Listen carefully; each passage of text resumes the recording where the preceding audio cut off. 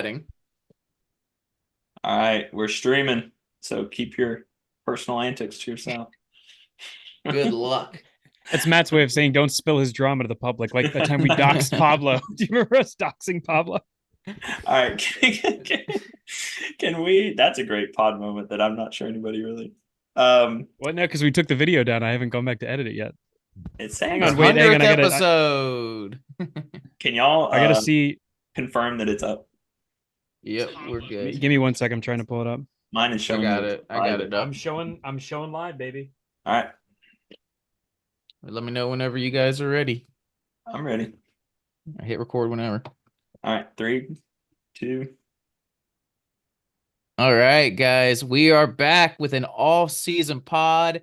We have had to, it took us a long time to do the post-March Madness NCAA tournament pod, and it's taken us another long while to do an off-season pod. We wanted to let the dust settle a little bit, but more realistically, we wanted our emotions to settle a little bit. We knew we had to do a post-March Madness one for you guys, and for us to even air it out a little bit too. But then after that, we need a bit of a rest. It's a long season.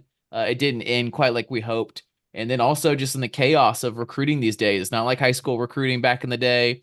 Transfer portal is crazy. The NBA draft is crazy. The NIL stuff's crazy. So we really have to wait a little longer to get everything settled. But I think just in the last week or two, it feels like we've kind of hit a bit of a ground of we shouldn't be hearing any other major news. I don't think anytime soon. In fact, if I had to choose if I wanted to hear news or not, I don't. Because usually this time of year would be bad news. So far, it's all right news. Thought we'd go around the pod here. We got all 4 hosts on and talk a little vibes of just how people are feeling, in this off season. If people recovered, are people feeling excited again even? Matt, maybe start us off. Yeah, it was a weird way to go out. First time in our lives we've experienced a first round loss, which says something about how few times we made the NCAA tournament and also says how many times we've won in the first round, which is just, we've kind of talked about it over the years. It was a weird way to end a good season with a good team. Won the SEC tournament, which I was able to be at in person. So the vibes from that are still super high. That was an amazing, up there with any of the other Bruce Pearl era accomplishments for me. It was a lot of fun to watch this group. And it was so close to being even a better, we could have snuck around and won the regular season too, even with some of the weaknesses. We're right there in a deep, pretty good SEC. I think our rival's success has made it tougher, which stinks, and that's going to be part of the narrative moving forward. But hey, no excuses. We got to keep competing and ring chasing, and I think this staff has done a good job of keeping us in that mindset. So we'll see. It's been nice to not think about it as much, but I'm still excited about where the program's going. And any season, we just can't get too far removed from any year where you win a ring. You just can't take it lightly. So trying to focus on that and not the Yale Bulldogs. Ben, vibes. Man, the vibes are high. It's so good to be back with you boys talking about Auburn basketball. It seems like it's been kind of an up and down off season. We've had some rumors flying around about our coach possibly leaving for greener pastures, but that lifetime contract seems like it's locked in. We've had some major recruiting battles again. This was sort of a trend with last season. We're seeing Bruce Pearl and the staff be so much more aggressive in going after top tier talent and not being afraid to take a shot at guys. It's still awesome to see. It's awesome to see us competing with the Kansases and the Dukes of the world out there for some of these top transfers. And I think we had some success, but we'll get into that a little later. Ryan, vibes. Man, I'm feeling pretty good, It's good to be a blue blood to where a upset in the NCAA tournament finally happens to you. And, people start calling you frauds, all that stuff. It feels good to finally be in that classification now. So we've got that out of the way. We got a hungry group coming back. We got a hungry coaching staff coming back. Literally, I think you can only build on what happened last year. I was thinking about this earlier. The feeling after last year's season and I was thinking about the podcast we did after last year, like this exact same one, right? We were talking about who left and who's coming back, right? And the difference between that group and this group should tell you all you need to know about the vibes coming in this year. I mean, I think it's plain and simple. We got a squad and there's going to be a lot of talk about it in the offseason. There's going to be a lot of talk about it at the beginning of conference play or non-conference play. But I think you got to embrace it because this doesn't this we're very lucky to be in this position where we're probably going to be a top 10 team, probably going to be top 4 of the SEC again in terms of preseason rankings. So I think vibes are high, honestly. Ryan, we're so old. We're so old. We got as old as we could get. We're old. I don't want to talk about it. We've got a Pocket Watch in the YouTube chat. Love to see it. He might be our top fan. Him or Caleb Williams. I'm always shouting out Caleb Williams because he was there for like the first couple episodes, and I see him in the stories. I see him around. So shout out to Caleb Williams at Pocket Watch. Vibes are decent for me over here. There's just so many changes in college sports. I don't want to dive super deep into it necessarily, but Ben does make a good point. Every year, Bruce has not, it's not surprising, but it's great even at his age. He's not the youngest coach in the world anymore. And he's seen some of these old, amazing, legendary coaches just bow out. They're done. They don't want to have to deal with all the Wild West that NCAA has turned into. And Bruce every year is still adapting, still learning, still on the forefront. So we still have a lot of things to be grateful for and a lot of chances there. We took a little bit of a straw poll before this of what would be the most important thing or what did we want to talk about first. And what came out was, who did we lose in this offseason? And that's just how it is these days. You don't just lose them from graduation. You don't lose them. Mostly it's from transfers. And this year might be one of the first years. We've had some transfers. We've had some weird ones. Justin Powell was one that hurt when he left. Other than that, I think that's the only one that really hurt bad leaving. This year, we had some players leave that we would have rather not. We'll see if they succeed. We have not had a player leave and then play really well, honestly, I don't think after this. But, every year it's going to be a different chance there. We cheer them on, honestly, when they leave for programs where they can develop. And we don't cheer them on quite as much when they go to our arch rivals that just came off a Final Four. And I, of course, am talking about who we lost here. Aiden Holloway, point guard, freshman 5-star, didn't play that well, left for Alabama.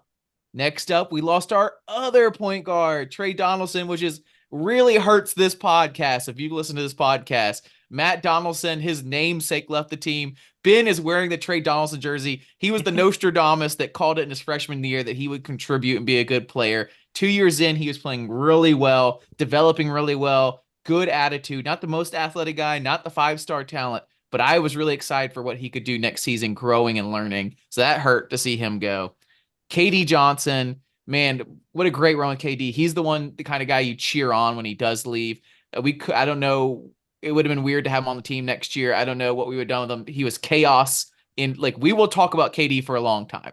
KD was chaos and is such an interesting player. And he's part of what makes college basketball so fun because it's just unique. And you're not going to see a guy like him in any other, in the NBA or any other form of basketball. The next 2 guys graduated.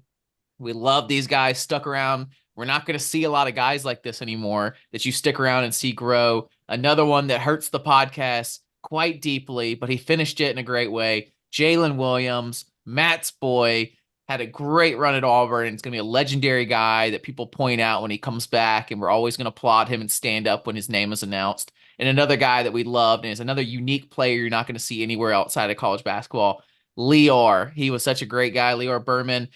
The best 11 man in college basketball. You couldn't ask for a walk-on like Lior Berman that contributed so well, played great defense, hit some big shots. So that's who we lost. Aiden, Trey, KD, Jalen, Lior. Can anybody break down who Trey and KD went to? Trey went to Michigan and KD went to George Washington. Interestingly enough, KD went mid-major. This is one of the things that Jackson was sort of talking about. We've seen this with a couple of guys that get late in their career at Auburn that know they're about to see their minutes shrink.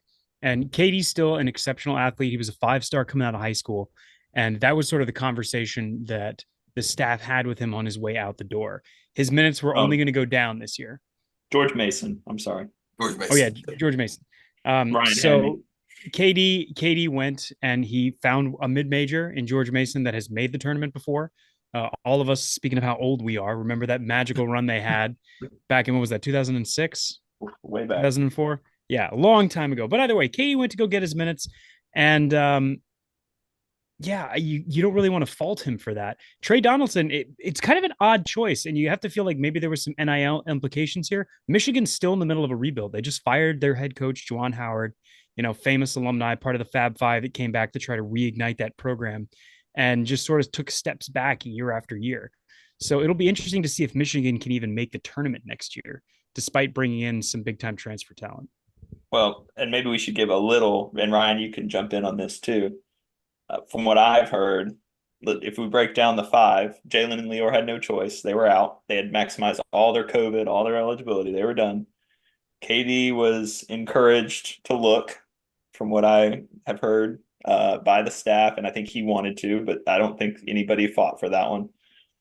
Aiden allegedly never showed. It says a lot about where Katie landed on, honestly, too, right? Like we, as much as I was like, we enjoyed our time with him, but he ended up at George Mason for a reason, Yeah. Aiden allegedly never had an exit interview with the coaches and ended up at Alabama, which I'm sure we can talk more about later. And then Trey, I think, was the one. I think from what I heard, the staff felt pretty good about keeping, but he was going to have to compete with somebody because Aiden was leaving and they were going to have to bring somebody in.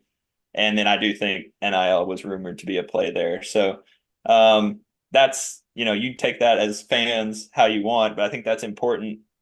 Every year when we lose guys, it's not to say that we never lose somebody we want. And Jackson makes a great point.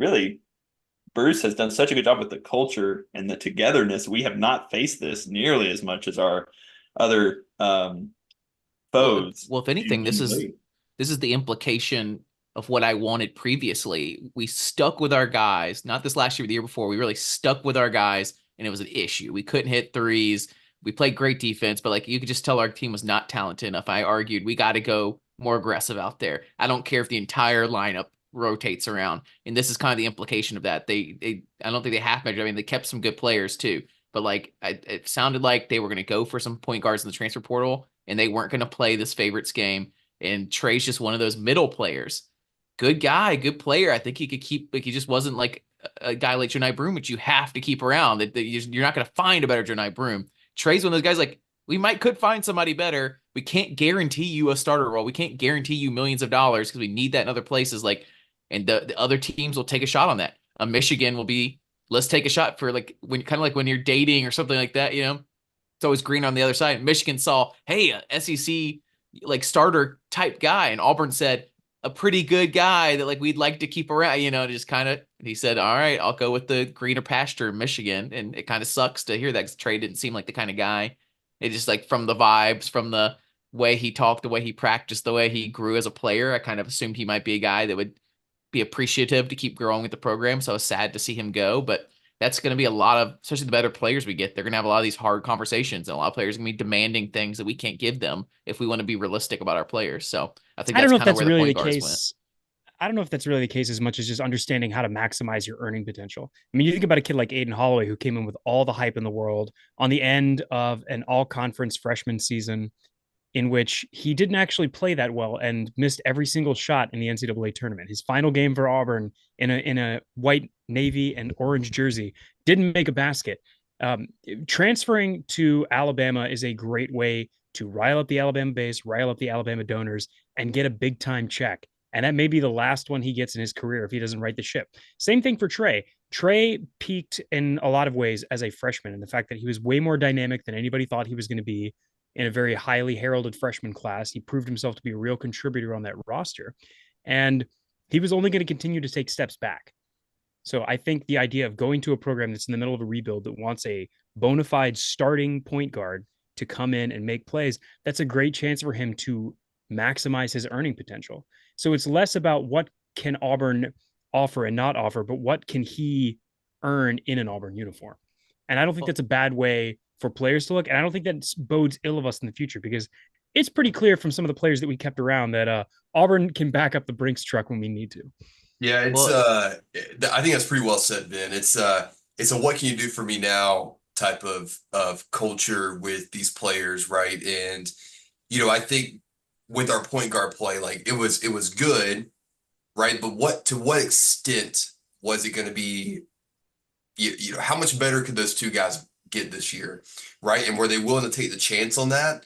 Maybe with Trey, but I think Trey probably was at his peak this past year. Like, would he have gotten better Like he is what he is athletically, right? So I don't think when he mentioned like, "Hey, I'm leaving," like we didn't fight for him that much because we knew what we had coming in with a guy that's going to play 30 plus minutes that we can rely on that has proven himself, that type of stuff. So I think it's a what can you do for me now? He took that approach with Auburn. Um, it didn't go that well, obviously, or it did go well. I mean, we'll never really know. We'll never know the inside. But he went to a place where he knows he's probably going to start, where Dusty May is the new coach. Shout out KT Harrell, who's the assistant coach there. Oh, wow. I didn't realize that. He just took that job. That was just announced this week. Go check out our interview with KT Harrell. It's cool to go back and talk that SEC championship run he had back in the day, that early glimpses of Bruce Pearl basketball. It's pretty cool because Bruce shouted him out on Twitter, and just some love for a guy who helped kind of catapult this program to where it is today.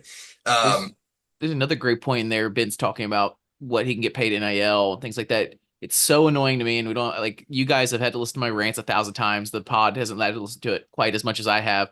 The secrecy of what's going on in NIL and like how we're like you told NBA, NFL, whatever. You're gonna hear the numbers. You're gonna know, hey, we got outbid here in this free agency, and you kind of know that like the salary cap's a certain amount, and okay, you have to play this game of where's somebody gonna go. We have no idea what Michigan offered. We might find out Michigan offered like 5 times what we were willing to pay, and we'd all be on the pod going, yeah, Trey's not worth that. They overpaid. We just paid half to get somebody else. We just don't know that stuff. We don't really know what those conversations were. It's so subjective, right? Like we don't really know. You always hear NIL, you always hear money, this, that. We never know. The only thing we've known is the Jaden Rashada stuff that's now currently in a court case, right? Like everything is kept under wraps.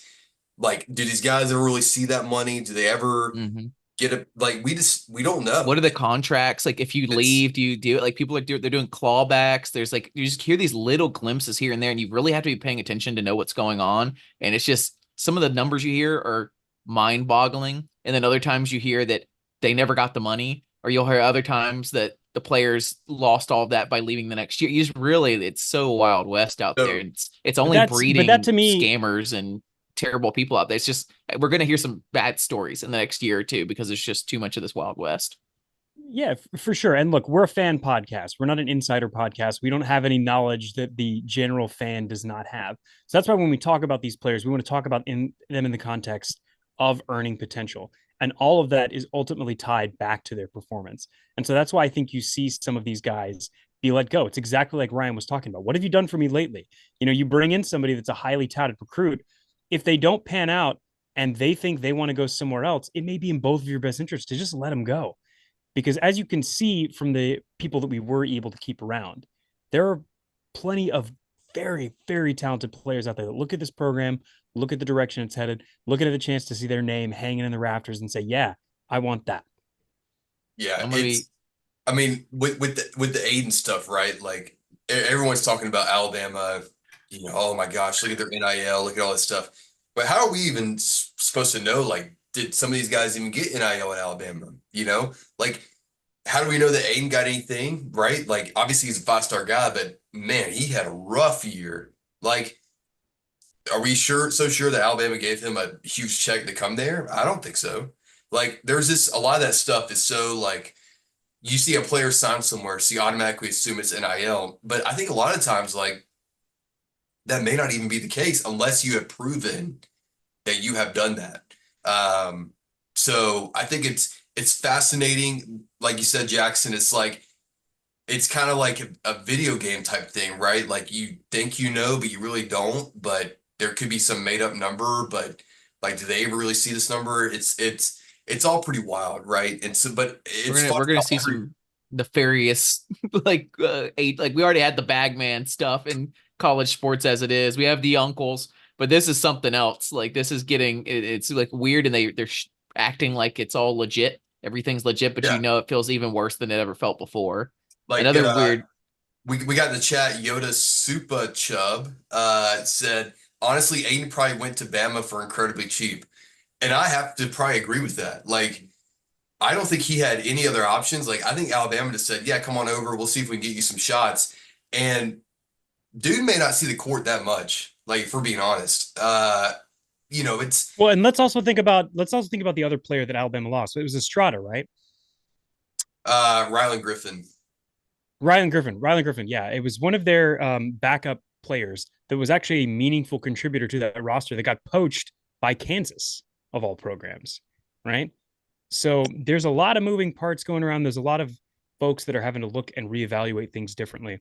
But enough about the NIL, enough about Jackson's old man rants.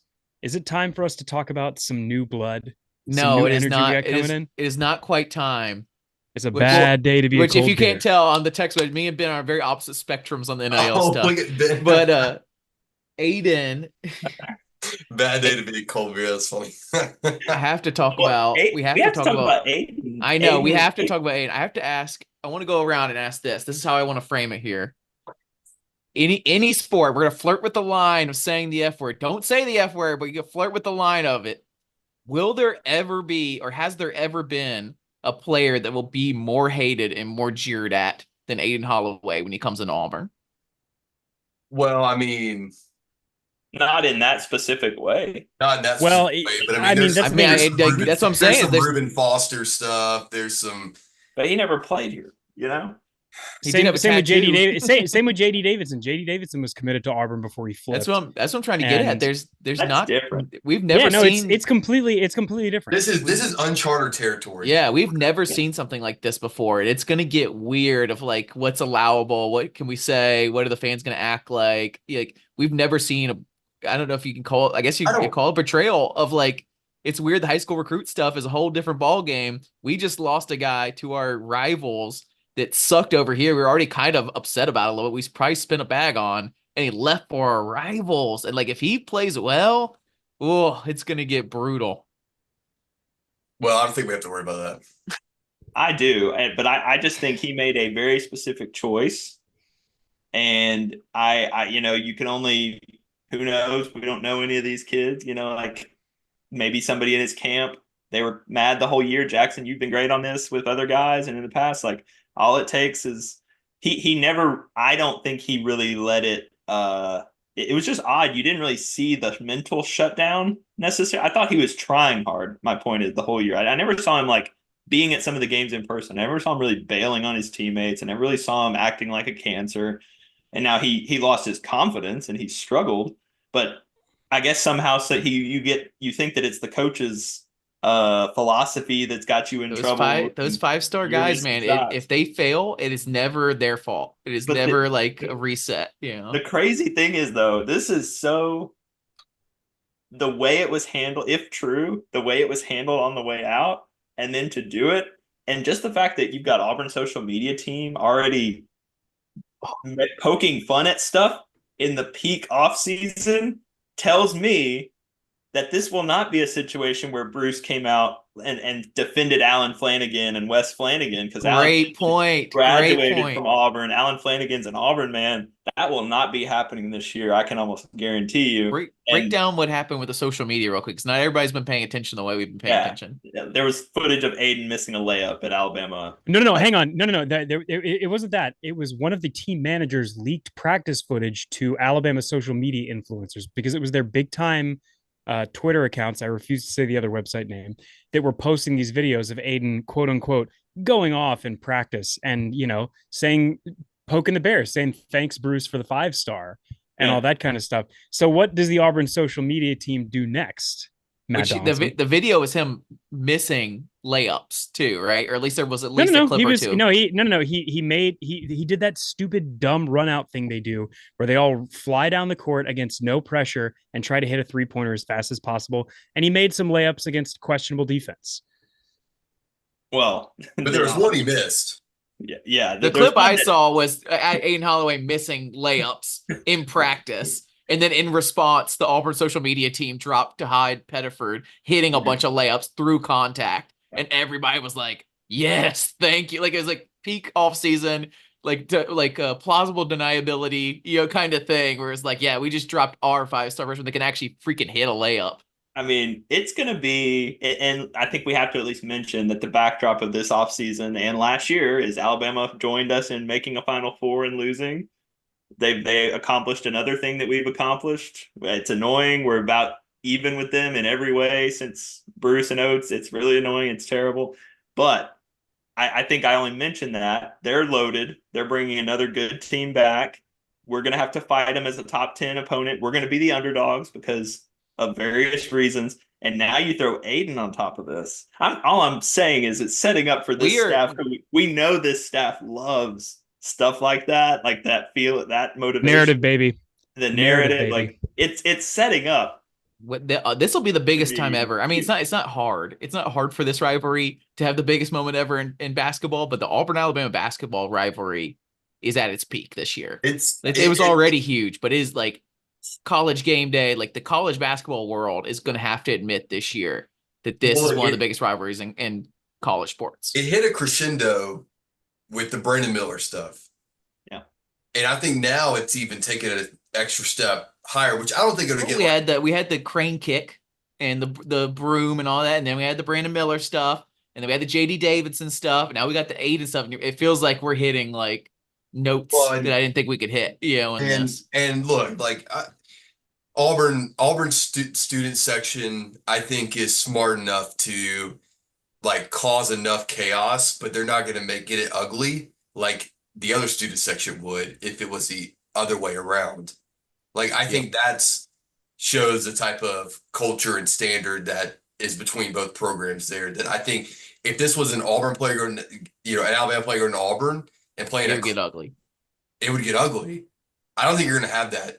You'll have some jeering and some booing and some, if there's you'll have some weird signs that somebody will take a picture of, put on Twitter somewhere that's a little ugly or something, but it won't be what Alabama would have done. But there won't be an "Fu Aiden" chant. There won't be anything like that. Like, I don't think that would ever happen in the jungle. Probably not. It would never happen. But it depends on how Aiden acts too. Like you said, the whole like not having the meetings and all that stuff.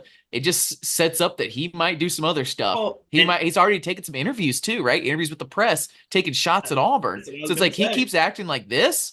By the time they play, it's going to get really ugly. Not as ugly as it would be in reverse, but it'll get ugly. I'm already saying this. Like, I'm not concerned about that game at Neville Arena because we always handle our business against Alabama when it's at home, regardless of the team. But I think it's setting up to be like, I need a ticket now because that's going to be a really expensive ticket is essentially what it's going to be. Good luck. I mean, that may be more than an Iron Bowl ticket, for being honest. We want to start a GoFundMe page so Ryan can go to the game. Yoda Supa Chubb said CBM is going to make Aiden cry. Well, that's of a discussion about CBM too. I'm a big CBM guy, but I hope he's there to make him cry. I guess it's a good time to.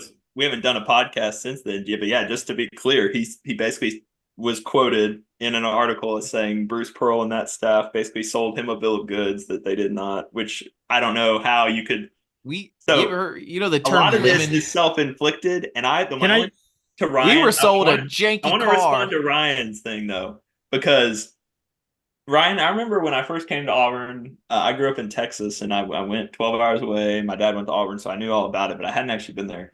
And, it always struck me how much pride Auburn people took in like hosting people on campus and making sure, treating them well, making them have a good time. But I always told people, except one game. And there's a game at the end of another sports season that nobody really cares about that stuff anymore. And I think that's going to spill over more on this side. I would tend to agree with Ryan historically. I just think it has ratcheted up a lot. And I don't think the staff is going to really do that much to try to squash it. Like, Bruce knows it'll be very telling because Bruce, every time something like this has happened, I don't think he'll do it this time. And I think it's going to be, it's going to be. He keeps taking shots. No, it's crazy. The attitude is who knows about this generation, man? They're wild. Those college kids. Who knows?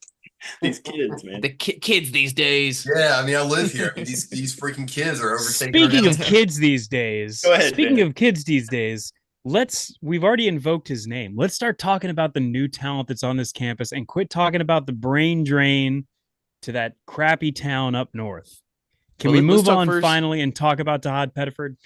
Well, I want to talk first about who we kept, and that way we could fill in after that about who did we need after who we kept to make this team function. And so, drum roll or whatever, we did the most important thing we could have done this offseason. As much as we can freak out about losing a player this year or not getting that transfer guy or missing on that high school recruit, the best thing we could have possibly done in this offseason is keep Jonai Broome, the best center potentially in all of America.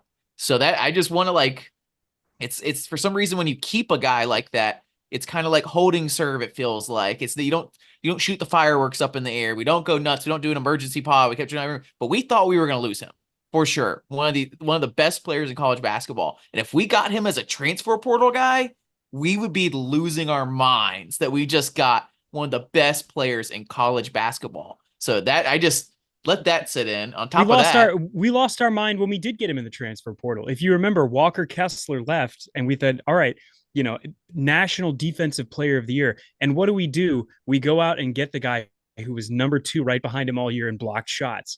Jonai Broome is our 3rd All-American in 3 years. Just let that sink in.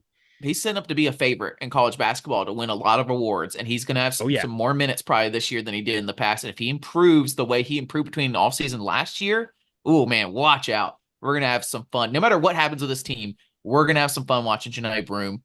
Next up, we kept Dylan Cardwell, another great keep, another great. You can't find backup centers like Dylan Cardwell these days, the way the transfer portal is. So it's great to keep him. He took his COVID year to stay another year. We love Dylan on this podcast. Go back and listen to the interview of his after the SEC championship. We kept Chaney Johnson, an up-and-coming guy. Kept CBM. We'll talk CBM. I love CBM and his playing style. Went out bad this year, but we'll have to break down a little more CBM stuff. Kept Chris Moore, surprisingly. Like 3 years in a row, I've been surprised we've kept Chris Moore, but he's a good team player. I'm glad we have him as if he's our 10th man, if he's our 11th man, great. Hopefully we don't have to play him too much, but I'm glad he's still in the locker room. It sounds like he's a great guy on the team. Denver Jones, another guy that was improving throughout the year, another guy we got the transfer portal last year. I think it's another great keep. And I think that is it for the people we kept. So I don't know if you guys want to briefly talk about how important it was to keep some of these guys, how excited you are to see some of their development or what. I think it's pretty it's pretty wild and telling, right? That a guy like Jonai Broome and a lot of people in college basketball decided to forego probably the worst NBA draft in history to stay. And look, like this next college basketball season is probably going to be one of the best and deepest in a very long time, just in terms of like the talent coming back and the people involved. But yeah, like you're right. Keeping Jonai Broome is the anchor of this team. He'll be a consistent, probably first team preseason All-American, which, I don't know if we've ever had that. I have to go back and look. Maybe Charles Barkley. Maybe Chuck's last year. But I mean, that's pretty. I can't think of anyone at the center position who would be over him in that area. I mean, it would have been Zach Edey, but he's not here. So that's pretty incredible. So to keep that back line with them and with Chaney and we have what kind of propelled us through last year, right? Like we always, whenever we needed a basket, we went to Jonai. Whenever we need to start the game off on the right foot, we went to Jonai. So we got that back, right? So you have to imagine that level of play will still be there, maybe better with his 3-point shooting and inside ability and foot maybe being healed. I think there were some foot issues last year, but regardless, it's a major anchor that I think is why my vibes are high, essentially, on this team. Well, let's talk about another anchor that we also have coming back that, in my opinion, was going to be the guy we built this next team around, Denver Jones. I mean, towards the end of the year, this podcast was giving him MVP after MVP. 6 of the last 8 MVP awards were either to Jonai Broome or Denver Jones, and the 2 that weren't were to Jalen Williams pre-injury. So you talk about one of the 3 most important guys on last year's team. Denver Jones improved over the course of the whole year. We still want to see him continue to be aggressive and finish a little bit closer at the bucket, but his 3-point shooting and particularly his defense. Matt was on this all of last season about how much Denver improved playing elite SEC caliber defense. And by the end of the year, he looked like an all-conference player for this coming season. And I'll be the CBM stan here. It's so hard to remove that Yale game from your brain. Like that Yale game for a lot of people, what he did in that game, what happened there is like if you thought he already had some negative aspects, all of a sudden it's like blown it up times 10. But if you could take that one out, we were ready to talk about how CBM was going to be the guy next year for Auburn. That he had that talent. We thought we were going to lose Janai. Thought we'd probably keep Denver and some of these other guys. But we thought we'd be building a team around CBM. That this guy's got some real talent, great shooter, can drive the ball, can dribble. Like it's you just don't see a lot of guys at the three. It's what I've been wanting out of a guy from the three. They can hit an open shot like that and can dunk on people. He was playing really great the rest of the year. He was getting really confident. He had a lot of fun, fiery attitude. He could still be great next year. In fact, what happened in that Yale game could possibly be extremely helpful in the offseason. It went from hey, this guy is going to be a big dude that's going to be coming through. He's going to have some ego going at this point that hey, he's the man now. You get out of his way.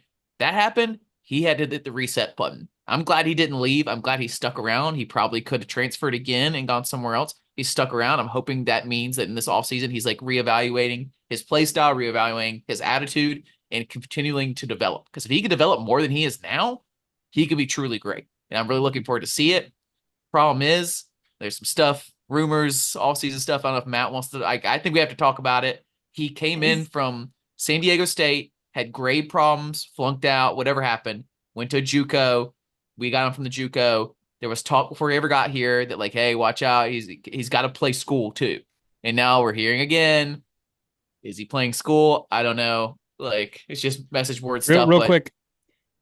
Hang on. I just got a DM from a friend because the Auburn kids basketball camp was this weekend and CBM was there hanging out, playing with the kids, being an ambassador for the team. I think that bodes well. Yeah. I wouldn't bring it up otherwise. He's been practicing. with his narrative of his career already, you kind of when you do hear something like that, you give it a little more credence and you start looking out for stuff like that. And it's sad to hear, we'll be on the lookout for crap like that. That Ben just said, the fact that he was at a kids camp is a good sign. I wish we didn't even have to think about it, but he practiced today. I don't think anybody's rumored that he's not on the team. I think it's there could have been maybe a spring semester concern and there's summer school for that. There's other things. I was bringing it up more in the context of, but there's two things, Jackson, that's interesting. Number one, there's another player on this team who I would argue 2 years ago was a little mouthy, was a little bit of a whiner, was a little bit of a flop artist, and wasn't the best leader. And it was number 4, Janai Broome. And he came back the last year, and grew up, in my opinion. The way he played, he still has swagger, but he left some of the childish stuff behind, and he was a much better player for it. So you have a great model of somebody who he used to take a lot of texts. It was weird all the time. How many texts Janai Broome used to take. You didn't see it with CBM and KD. You see them kind of coming. They're wilding out. They're throwing their arms around. Janai, he would just be going back down the court. Tech Janai, and you're what the heck just happened? But it happened so often. We had to be it's a him problem. He had to learn the line. He had to learn the line. And there's a line, especially when you're a marked team. And like Ryan joked earlier and was kind of halfway serious, we're one of those teams now. And you can't. And anyway, no one was harder on CBM than I was, I think, after the Yale game. I thought it was completely ridiculous. But having said that, you're right, Jackson. He is a pivotal piece to this team, especially as it's constructed. We need him to be that wing small forward. He showed way bigger upside on the offensive end than I thought. Bruce Pearl has called him a potential pro since day one. Me too. I said he's got the right. If he can build, we've seen some strength and conditioning where guys will come back looking different. If he can just add 5-10 pounds of muscle on, watch out. This guy's got he's got the it factor. And the other thing that might help. And I'm not trying to read. This is Jackson. You'll love this. This is a you take here. You know what else might help him? Katie Johnson being in Maryland or in Virginia. The Bash brothers aren't feeding off each other anymore. I think it was helpful for him getting in with the squad this year. I think it was really the camaraderie and the way CBM tried defensively, I think, was a result of KD. It's two class clowns in class together. You have to separate from the desks here. But now, let's have, hey, do you want to be an NBA player? Do you want to be a professional player? And here's the route to get there. You can get there at Auburn. You have the potential to get there. So I'm encouraged by the fact that he stayed. Bruce had his back immediately. like he always does right after the Yale game and in press conferences afterwards. So I'm overall he was way better last year than I thought. He still had his weaknesses. He kind of got pushed around. He made some mistakes, but man, you talk about another great evaluation and find by this staff at that spot, Jackson, when we were missing on some guys at that position. He was a waiver. He was a chance we took, and it worked out really well. Imagine so this glad team to have him back. Imagine this team if he wasn't there, like that would But be also, a huge black hole. Yeah. But also to your other concern, Jackson, and to Matt's concern all of last year, talking about the need for him to bulk up just a little bit. Let's talk about the transformation of Chaney Johnson from Division II player to when Jalen Williams goes down, steps up and scores double-digit points against Georgia. And listen, I know this is a family podcast, but those pictures of him with his shirt off, Chaney Johnson is jacked. He has put on some beef. This staff continues to take these players and transform them physically. And the guys that buy into that and that work hard and put in the off-season hours, you see that transformation happen. So we've got the potential to see that this year from CBM. And we got to let Ryan talk about Chaney. We got to let Ryan talk about it. But while he's doing that, Ben, do you have easy access to your chart you sent the text the other day of me doing my vibe checks on the players? I think it's relevant for what I'm going to talk about after this. Anyways, Ryan, sure. Go ahead. Ryan, dive in, man. Yeah, look, I'm a big Chaney fan. I think his progression throughout the year, there were always questions in non-conference play, right? They were like, I don't know if he's got it. He's a step slow. He, just isn't quite there.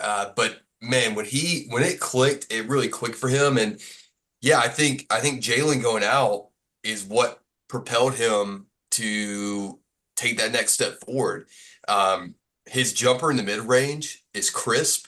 When he gets that ball and he lines his shoulders up, he can knock it down most of the time, which I think is a big telling factor of like how good a guy can be is when he has an open shot or when his shoulders are squared, he knocks it down most of the time. And just the way how like throughout the year, he became more and more bouncy. Bouncy is a good term we all use in basketball. Like dudes has springs. We always knew he had springs, but like at the beginning of the year, he wasn't as bouncy, but like his legs started getting under him. The game started to slow down. And I remember that LSU game.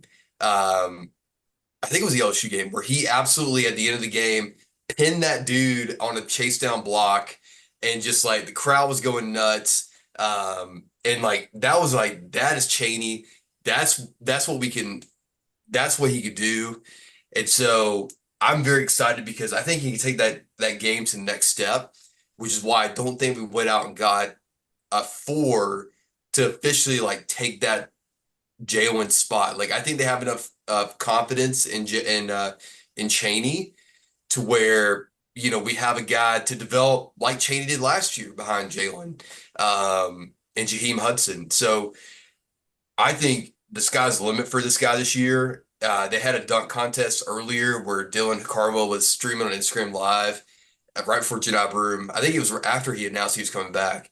And Chaney was doing the most ridiculous dunks. And I'm like, dude, he's bought in. He's huge. He's bouncy. His shot's good. He was knocking down threes at the end of the year. I think the sky's the limit for Chaney this year. Matt, you gonna let me share the screen here? Oh, which one? Oh, that one. Yeah. Ben, rightfully so, has roasted me about the way I vibe check players here, and I'll see if I can share the screen on this ridiculous. But I will say this graphic is meant to indicate pre-transfer portal Jackson's view of our roster. I think that's a pretty accurate assessment. We're gonna find out what Jackson thinks about our roster now because we're finally gonna dive into some of these new players that we've added to the board.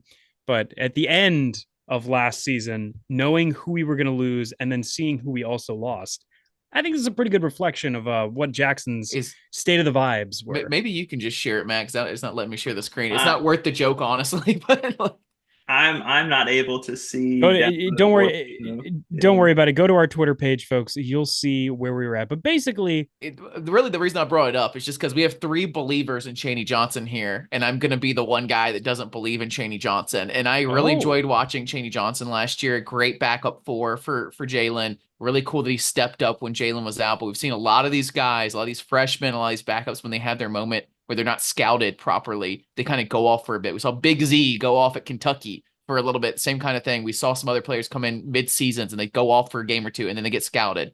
Chaney, I think he could be good. He could be good.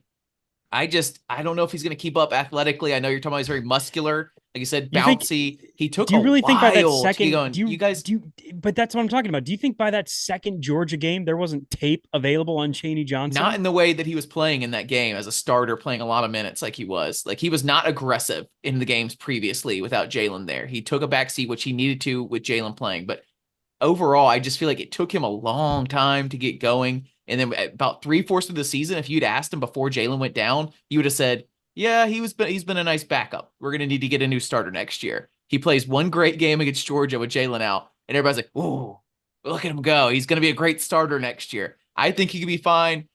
Before this season ended, I would have said we needed a big transfer in the power forward Let's market. be clear.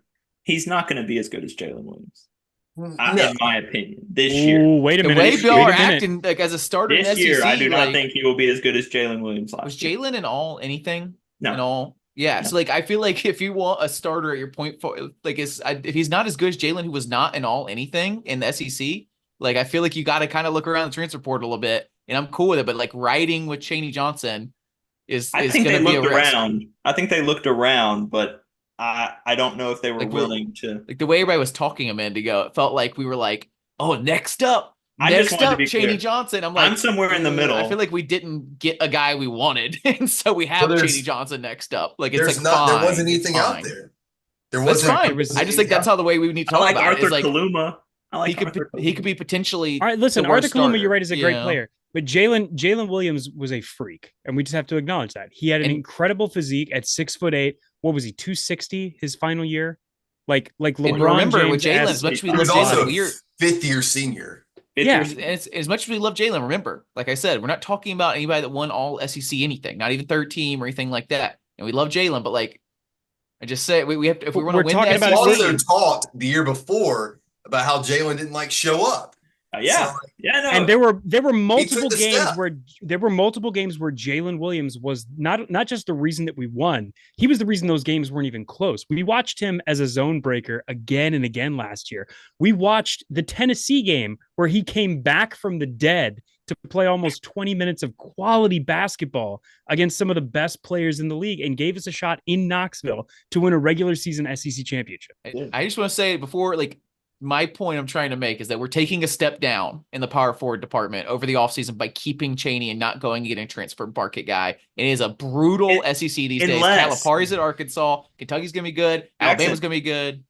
Jackson, what do you feel? I don't think this is going to happen that much as people are talking about, but how would you feel if part of their plan was to play some staggered minutes with Janai Broom at the 4 and Dylan Cardwell at the 5 together? Twin towers, baby. Do you feel better about the 4 in that scenario? I would like to see that from the perspective of I was so impressed with Janai Broom's 3-pointer shooting percentage going up and how well he did between one offseason to the other to see if he can develop into a power forward, because that's what he's going to need to be in the NBA. So I would love to give him a shot at power forward. Strategic wise, I don't know if it's the best move. I would love to see it, but playing Dylan Cardwell and Janai together, I know we saw it a couple times, like Dylan, I don't expect him to improve that much more on offense. And then all of a sudden you have a center that's not that great on offense. So it's a little, it seems like it's more not desperate, but it's more like we would be doing that to fill a gap, not because it's a cool move that's actually going to be like better than what we were doing last year. I just wonder if that's part of their calculus is they said, look, we obviously had to make sure Janai was good. All that process went really smoothly. They wanted to come back. They made it work. That was great. That's how you handle things, by the way, for other people in the future. Like they had G's move in silence like lasagna.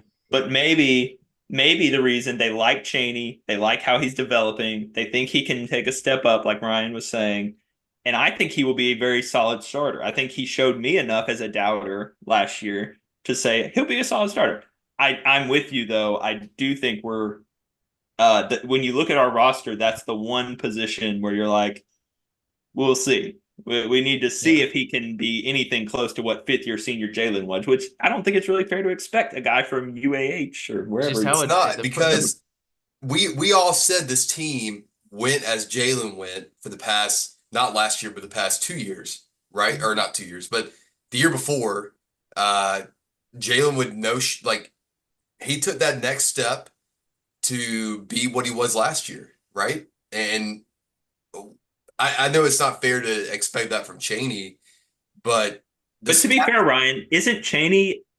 I'm not. We don't have the minutes yet to prove this, but I think he is an extremely hard worker. I think he's a coachable kid. I think like they love him. I think he's very similar to Jalen in a lot of ways. I don't see him being this alpha like guy no, at the four.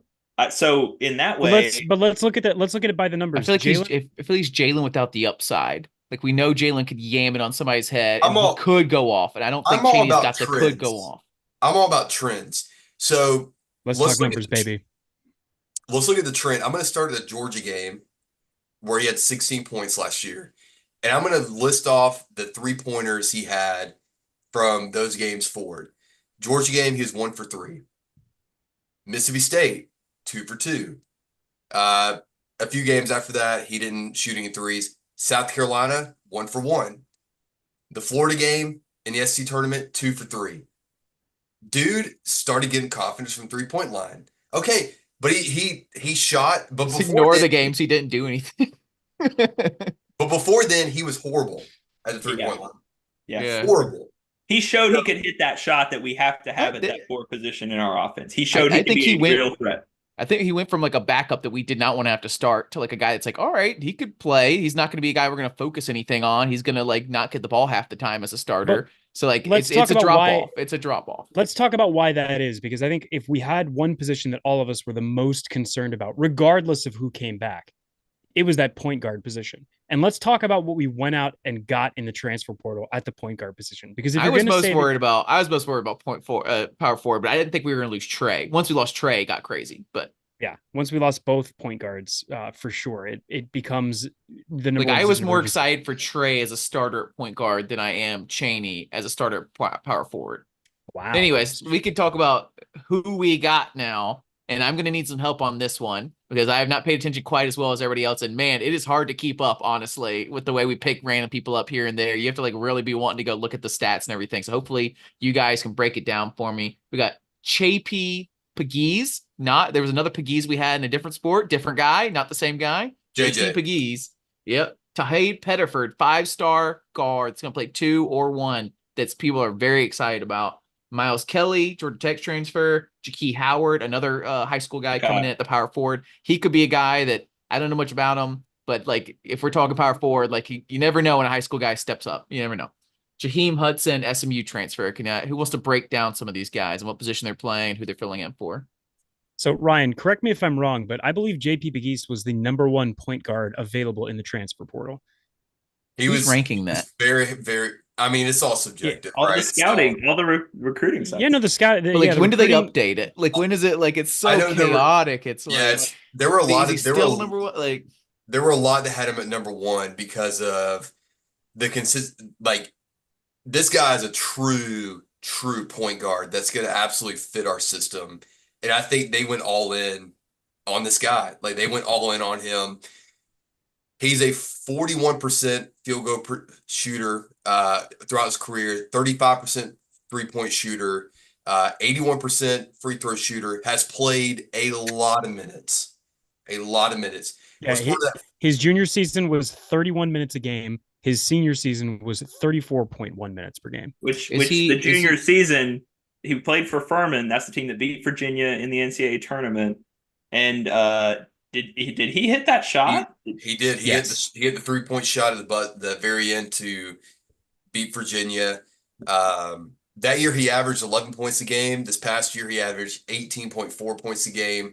So he took that next step up in terms of offensive production. Look, this offense. Here, I got to think for it. I could be the everyman here. This is the things I'm most concerned about when I hear we're getting a point guard because of how we've done the point guards previously. Is he shoot first or pass first? He's a little bit of both. Shoot first. He's a shoot. No, last year especially he was shoot first. He only averaged 4.8 assists to 2.1 turnovers, which means in my mind it's a good ratio. But in my mind, when you average that against 18 points, that means you're looking to score first, and then you distribute as a secondary option. Just to be clear, though, anybody know offhand what Janai averaged last year? 16. 16 and a half. So this guy, I mean, yeah, you can talk about level, all that. That's a competitive program. And the fact that you're scoring that much and 5 assists per game is not anything to sneeze at when you actually go college averages based on minutes. So we got a shoot first point guard, most likely. He's How a tall is scoring he? point let guard. me let How me say tall is what's he? a very important stat here that I think Matt's going to know what I'm going to say. Maybe he was Right. number one in terms of like there's a crazy stat out there. He's the number one point guard in the country in pick and roll production. Okay. Which, look, this offense runs very well. 6'1". See, these are the questions that I want as a Matt, like why a you fan based podcast. Yeah, I want is he That's shoot first, pretty pass good. first? 6'1's How not tall bad is for he? our offense. No, and then what is his 3-point percentage, which you said 35%, I believe. So that Yeah. to me, like just that recipe is decent. I'm glad Well, he's look, bigger than 6 foot. Jackson, I'm so tired of the little guys because we've not done so well with those lately, as much as we used to love them in the past. 6'1's great. What is it? It's whole and these are block. consistent numbers over the course of his season. He was 35.8. Okay. His first year, he was 6'2", 34. according he's to 6 in foot. shoes. He's 6 foot. In shoes, he's Maybe 6'2". 5'11". Yeah. He was Love it, though. I love, 34% as a junior. His senior year, he shot 36%. But my favorite stat and the biggest place you've seen his game take an absolutely massive jump is in his free throw percentage. As a junior, he shot 69% from the charity stripe. As a senior, that number jumped to 87.5%. So although for his career he's averaging 81, last year he shot nearly 90% from the free throw line. And if anybody remembers that Yale Bulldog game, oh boy, did free throws kill us at the end. No one stands free throws more than Ben Young the third. His favorite stat for our point guard coming in is his free throw percentage. I love it. Well, Jackson, when you live in New York, you love free. True. I think it's fascinating that we the college game is the older you are, possibly the better you are at this point right now. So we went and we got older, we got experience, we got proven, and we got a guy who I think fits our system just right. Like he can create his own shot. He also can work the offense in terms of pick and roll, which I just said earlier that there's some numbers out there that show how efficient he was in the pick and roll game, which I think is huge with who we have coming back. And look, like even with Chaney, like his 3-point percentage got a little better, like at possibly pick and roll with him at the 4, which and I being on the corner, really spreading that offense out. I think it gives us a huge different look than we've had the past 4 years, possibly at the point guard position. I think it's also interesting too that we didn't get anyone else, which I think we can talk about in a minute, based on the numbers and the minutes he's played over these past few years. Which Matt, I'll toss it over. 31 plus. And I would add to that, Ryan, the timing of that, just to be clear, was Aiden Holloway was uncertain and Auburn staff locked in on this guy, and then Trey left. So I think to our point earlier, this was one of the guys they were targeting. They tried to get some other combo guy, like somebody else to come in and kind of be they went after a couple guys. They went after several guys, yeah. To Ryan's point, it's a hard sell when you've got a senior who, by the way, from Nashville, Hillsborough High School, shout out Green Hills, and also shout out to the Paladins. This is why I shouted out Dylan Cardwell as a backup so much too. It is so hard to get a solid backup in the transfer portal. Like it's why we got Chaney last year was a good get to as a guy that was coming from D2 that was willing to take that backup role. So yeah, we didn't get that second point guard.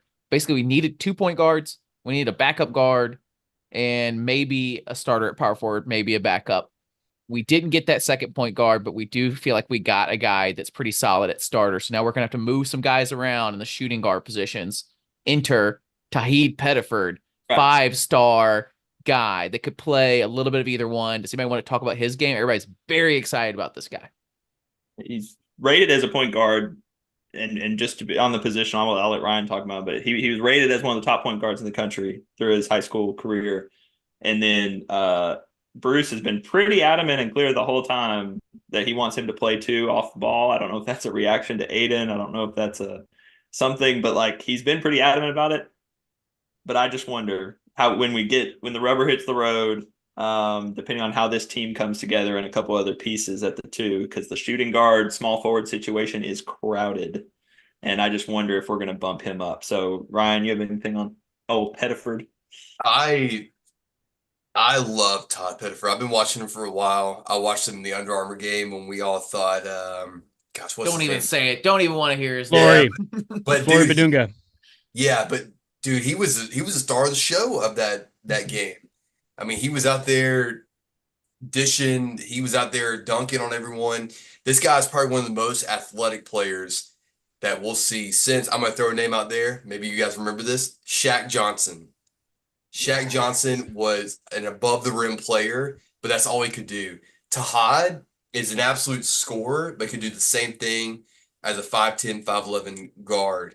Um, I think we always talk about New York and New Jersey type guards, how junkyard dogs they are.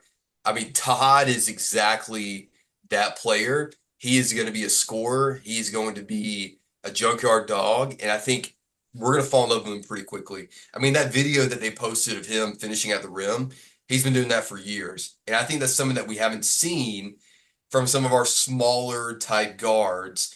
Is this right? Google says 5'10". I mean, dude, but when he dunks on someone, you'll be like, my gosh. How hard? How Jared Harper was 6 I don't foot, want to, right? No, Jared Harper's Harper was 5'10". 5. Okay, I was about to say because Jared Harper's like the smallest guy I've seen be able to really consistently finish at the rim and dunk on some people I mean, every once in a while. he's going to be Jared Harper finishing at the rim type abilities. I mean, I think we're all going to get a little bit of sense of that pretty early on, which I think was what was most confusing about Aiden, that I think was either misscouted or someone just didn't click, was that like the dude just could not finish at the rim. It was just, he was allergic to He it. got like the yips or something. But I don't Well, even it was know a combination of that, but I also think that what allowed him to finish at the rim in high school was his 3-point shooting ability. He was a much better shooter his last year of high school and in all of his Under Armour competition and the All-American games. Because you had to defend him at the 3-point line, it changed how you defended him in the lane. By the end of last season, people were begging Aiden to shoot and setting themselves up to guard his drives, which makes it so much harder to finish at the basket when they don't respect your outside shot. And I remember too in high school, even watching this highlight tape, and he tried to do this early in college. He would do this like layup finger roll situation where he kind of had the defender on his back, could reach his arm out far enough to finger roll and not have to go up strong. And those were getting blocked in college. Those were getting help defensed in college. They were just too fast for it and too tall for it. And after that, he was donezo trying to make layups, honestly. But enough about Aiden Holloway, who we've already talked about too much on this podcast. Let's talk about a late addition to our roster that is an incredible combo guard pickup. And I'm going to be very curious to see how Bruce and his staff decides to play him. Miles Kelly from Georgia Tech, who we managed to lure back out of the pre-draft process from Stone Mountain, Georgia. Bruce continuing to bring in local guys as well as going for that New York, New Jersey junkyard dog. Miles Kelly averaged almost 14 points a game for Georgia Tech last year, 5.5 rebounds. His shooting percentages were slightly down, but I think that's partially because Georgia Tech sort of used him as the guy this season. So I think we're bringing in a nice combo guard at 6'6" and around 185 pounds that is hungry to win. He's not a guy that we want to bring in to get stats. He's a guy that's looking to come here and win rings and hang banners. But he's got that high end ability, and he's played at a power conference level. And I've talked to some Georgia Tech people. He was very impressive in a lot of ways. Averaging 13 points and 14 points the last 2 years for a guy that in a Power 5 conference, ACC of all, like that's surprising if he's really like not worried about starting. Like, could be a good get. And to get, I mean, we'll see, right? We'll see how he handles being on a team like this versus a team. But that's always the question, right? If you rewind and listen to our episode a year ago, we had the same thoughts about all our newcomers. It's like, are you going to be okay with the way we play? Because it is a little different than a lot of places. But this is a great pickup for depth on the wing. We talk about how the 2 and 3 are very similar in this offense. So gives you some positional versatility there. And just another experienced, older dude who's played he's played in a power conference, but he hadn't really they beat some top teams. If you go watch Georgia Tech last year, they beat North Carolina. They beat Duke, I believe. They beat Duke. Am I missing something? And then they lost to Notre Dame in he's the not getting ACC tournament. He's not getting a ton of hype, even from you guys talking about a contributor and stuff.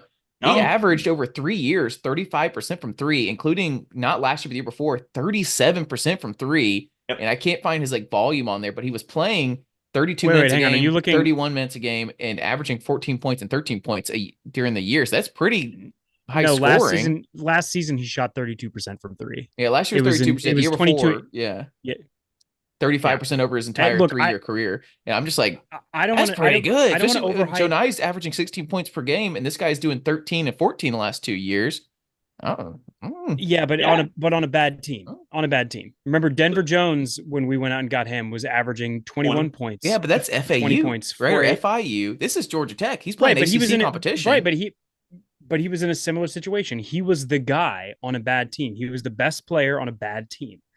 So now the hope is you bring in a guy like that who's been a fantastic player. You just read off all those great stats. That's been losing his whole career and can't get over the hump. Now you bring him to a winner and say, listen, buy in, utilize your talents, use the ability you have when you're on the floor, and if you buy in, we will get you wins.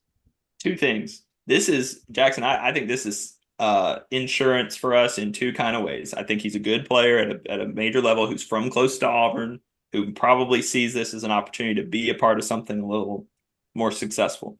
But this to me is Fahad Pettiford insurance. If he is like our previous 5 stars and just not ready. And I think it is Chad Baker Mazara insurance in case anything goes wrong, because I think the thought, like, I'm worried about JP Pegues because if he gets hurt, we're 6'6", now 6'6", can hit a three, can score, yeah, right, can drive. right. So I think he covers I'm a some little gaps excited for us, and I think he'll be a really good play, a good piece for us. And when you think about subbing, Katie Johnson / Chris Moore / freshman Ja'Kai Howard for this guy, Miles Kelly, I mean, that's a good, on paper, that feels like a really good late move by this staff that they were able to get. So I'm really excited to see him play. And by the way, if Denver Jones is playing backup point guard, there's going to be more minutes at the 2 available, which could mean, for Miles Kelly. That could be. Can you imagine Bruce Pearl playing a 6'6" 2 guard? I know. Stuff of dreams. I know Louisville is like historically bad right now, but he dropped 36 on Louisville last year. He dropped 25. 22 on Mississippi State. 25 on Miami. This guy, why have I not heard more hype about this guy? I feel like the only thing I've heard about this guy is he looks like a Teenage Ninja Turtle or just something. Just because it was late. No, that's Jaheim. Okay, it's a different guy. Yeah, no. Everybody thought Miles Kelly was probably going to stay in the draft. They knew he wasn't going to come back to Georgia Tech no matter what happened.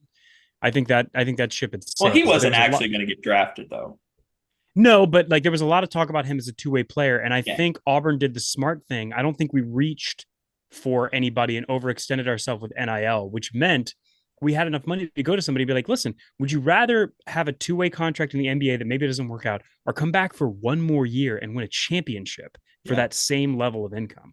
Well, and we also I don't think have much left to give in NIL. So I think he just, we sold him in terms of what Aiden Holloway said, a vision and a dream. And we'll see if it works out, which I'm very excited about. I think that could be one of the more underrated pickups. I mean, it'll be interesting to see this coaching staff like to operate under the radar, I think, when it comes to the transfer portal. Like any of the names that we heard out there obviously never worked out, right? So they always like to, I think, operate under the radar a little bit. And I know we say that, but again, like we went out and made a big splash right at the beginning, and we got our guy. We knew we had to improve at the point guard position after the way last season ended, and we got the number 1 point guard available in the transfer portal. Yeah, but there was no drama about that. No drama. You're right. You're right. And so in that way, it was definitely moving silent. This Miles Kelly guy, it'll be interesting to see his shooting ability too, or like how we let him do his thing. Because some of his big games, he's shooting 11 threes, 12 threes, 11 threes, 15 threes in a game. So I'll be interested to see what kind of like Duke, North Carolina. But again, they beat a bunch of those teams. Now they didn't but they beat some big names last year, even with a bad team. So let's not all forget, Matt's now a low-key Georgia Tech fan, apparently. I have some Georgia Tech connections. Let's just put it that way. So who else we got here? Hang on. Speaking of big guys and big movements here, let's talk about our backup our let's talk about our backup power forward. I'm going to call him a combo forward because he's a little undersized to play at the 4, but I think he could in our system. Jaheim Hudson, who's a transfer from Southern Methodist University, spent his first 2 years at Georgia State. He is a high school kid out of Hinesville, Georgia. So once again, you see Bruce relying on these fantastic Southern roots to bring these guys in and get them to buy in about being part of this program. He had his best season the year before at Georgia State, where he averaged 10 points a game. He took a little bit of a step back this year at Southern Methodist. He only started one game, but he played in all 31 for the Mustangs. He shot 43% from the floor last year, only 32% from three, but it was an improvement over the year before. And music to my ears, 80% from the free throw line. He's improved every year as a free throw shooter. And as a backup, small forward, power forward, combo forward, I think that's a ton of really good stuff to ask for.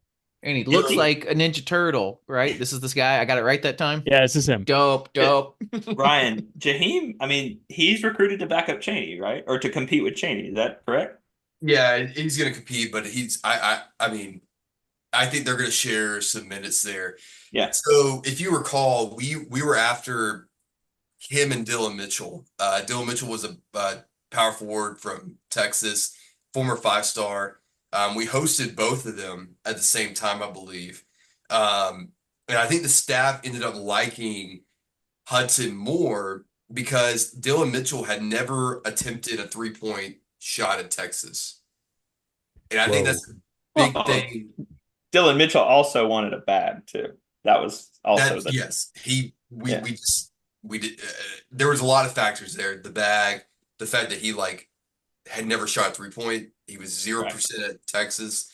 So there's a lot there. And so I think the fact that Jaheim didn't want the NIL resources, he just wanted to come and play and play at a school like Auburn. What I don't like about this is the fact that he only has 1 year of eligibility. That kind of sucks. So it is what it is this year.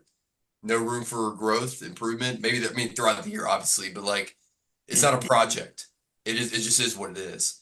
So we'll see how that works out. But I mean, look, in terms of depth, I mean, the options were out there, but I think with what we had in terms of NIL, spending it on what we had coming in and JP McGee's and all that stuff, this was a fit that we had to make to help the 4, right? And we'll see how it is. I don't really know. The stuff I've watched on them is kind of I'm gonna have my eyes on the 4 position all year. Y'all just get ready for that. I'm gonna that is gonna be the one that I am Jackson, Hawkeye number every one, game. number one Jalen Williams hater is now projecting Jalen Williams so leaves. badly.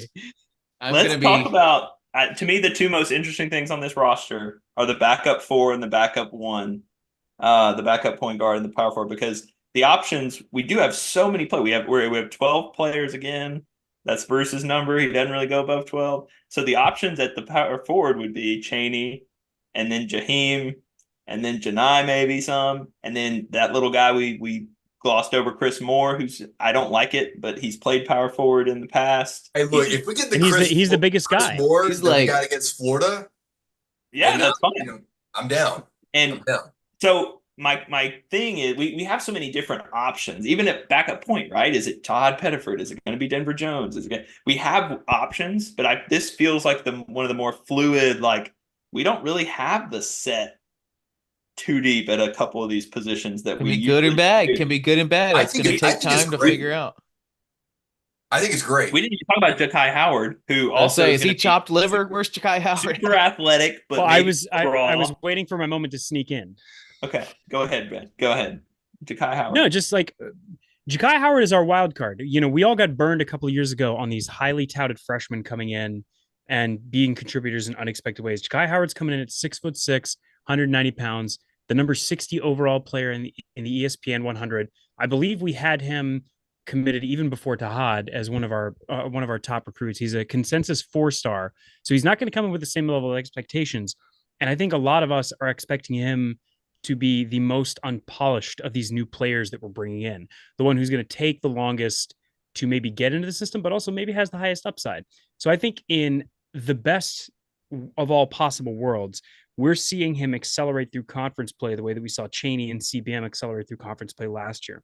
He's a guy that's not toxic, that accepts the minutes that he's given and then slowly begins to maximize them. Because you can just tell from the highlight tape, he's an athletic freak. Hey Jackson, yeah, the comp would be really good defender, super athletic, like Devin Cambridge type athlete, like off the wing, like big, like can jump out the 6'6", looks skinny. Devin Cambridge is a great comp. Yeah, it's a great comp. Can he shoot? I think he's not as good of a shooter as Devin Cambridge. I think Devin it sounds like Devin Cambridge. I mean, he has better form. We'll see. Let's be honest. To be fair, that's who I saw Aiden Holloway Cambridge has perfect form. I don't want to hear about form on this podcast. I think Devin Cambridge is still in college, right? Like he's still got another year, which is crazy. So I think there was like a brief moment where I saw he was thinking about being in the transfer portal, or was, and I was like, as a backup 3, bring Devin back. I would take it, you know. So if we got this guy, maybe that's like a less shooting happy version. Yeah, it's pretty no matter the way that the route that Ja'Kai Howard took, he did not take the high school route. He went to overtime elite. I was about to see. I saw that. I don't like that. Yeah. I don't. It's not. Which is what a lot of players are doing nowadays. It's not a good sign, I feel like. But he showed up on some of the footage that they showed with some summer camp practices and stuff like that. So like he's in the program, he's working now.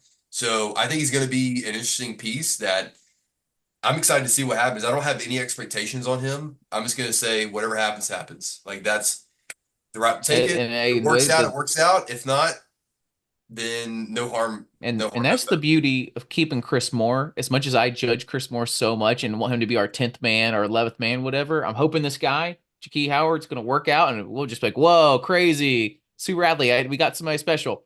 But we know we got Chris Moore. Let's pronunciation. Can we do that? Ja'Kai Howard. You gotta get it right. I believe Ja'Kai and Jaheim. Okay. Let's be. I'm gonna. I'll get it by the season, or maybe halfway through the season. No promises.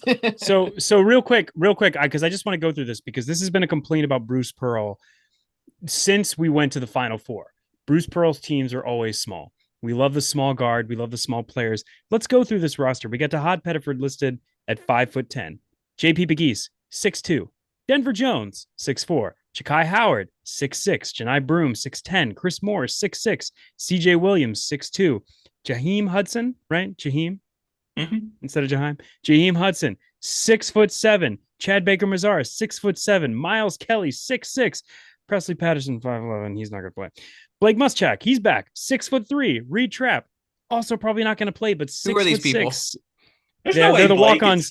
6'3", right? They've got Blake Muschamp listed at 6'3". Reed Trapp, 6'6". Adarin Scott, 6'9". Chaney Johnson, 6'7". Dylan Cardwell, 6'11". Boys, is this Bruce's biggest team ever? No. I feel like we had a big team last year, right? Or the year before, like during like maybe the Walker Kessler, Jabari Smith team was the biggest one, right? From top to bottom. It had to be up there because Jabari was 6'10". Yeah. Then you got a 7-footer. Who you're playing the most. But then you screwed everything up with Wendell Green. So then that average drops. Yeah. Math. Ends up. And Devin Cambridge was only 6'3". And instead we got a bunch of guys that are going to be getting serious minutes that Devin are 6'6". Cambridge was 6'3", was he? Devin Cambridge was 6'6". I think they listed him at 6. I think they listed him at 6'4", but I think he was 6'3". Hold on. I'm going to Google this. Are we talking about the same person? Devin Cambridge's pretty tall, right? Jump out the gym. Yeah, I know he can jump out the gym. It's a tall team. It could be a tall team. I think it just depends who we end up giving a lot of these minutes to. Like, yeah, I mean, if Janai's playing, if we're doing Twin Towers and we're playing Miles Kelly and Chad Baker together, then sure. I mean, that's a fairly tall team. Here's the question though I have for you guys. I think wraps a bit of this into a bow here. I've asked it the last couple seasons. It's just how it is in the transfer portal now, and I know it's crazy stuff. Did we improve our roster from last year to next year? Yes. That's the question. Imminently. I think so. Yeah, I think so because, well, it's also like not how tall you are, but like how physical the guys are that are tall. Right? I'm not even talking about height or any of that. I'm talking about, does this team look better on paper than last year's? Did we like replace the guys that we lost 5 people and we gained 5 people? And is it better than it was last year? I would say absolutely. I mean, if we I just think go we're going by to feel the position, loss of Jalen. I think I think we're going to feel the loss of Jalen Williams in a big way, and I think that's going to be a big learning point for us. Just because, again, you're gonna miss having a body that's just that big and that athletic and that high basketball IQ. But when you look at this roster across the board, our our biggest weakness last year was guard play, and I think we've covered that in so many incredible ways. I think I if you think we got go, better. I think if you go I, position by position, it could be interesting. Like point guard, I think it's like we're gonna have to see. Well, because we just have JP Pegues really, and then like sure we have some other guards that could play point guard, could be better, could be worse. I'm gonna say like a push for now. Guard for sure, shooting guard. Denver Jones, I expect to get better. And I think Miles Kelly was a good pickup, and I think Tahi Pever is gonna be better than what we had for KD last year. So I think we feel good about that one. We got Chad Baker, Chris Moore, and Jaquie Howard. I believe that Chad Baker will get better. I know I'm pronouncing some of these names wrong, but I believe Chad Baker will get better, which automatically assumes that position will be better. You got power forward, Shane Johnson. I think it's going to get worse. Maybe not by a lot, but I think you just got to admit without Jalen there, it's going to get worse. And then center, I think Janai and Dylan will get better slightly, hopefully even more than slightly. So you're up. So then I think like overall, you're up, you know? I think we're up. I mean, last year, you remember I was really negative about the team before the season. I didn't think. I didn't have good vibes at all. Yeah, I I was thought like, Noel. how are we going to score at the point guard position?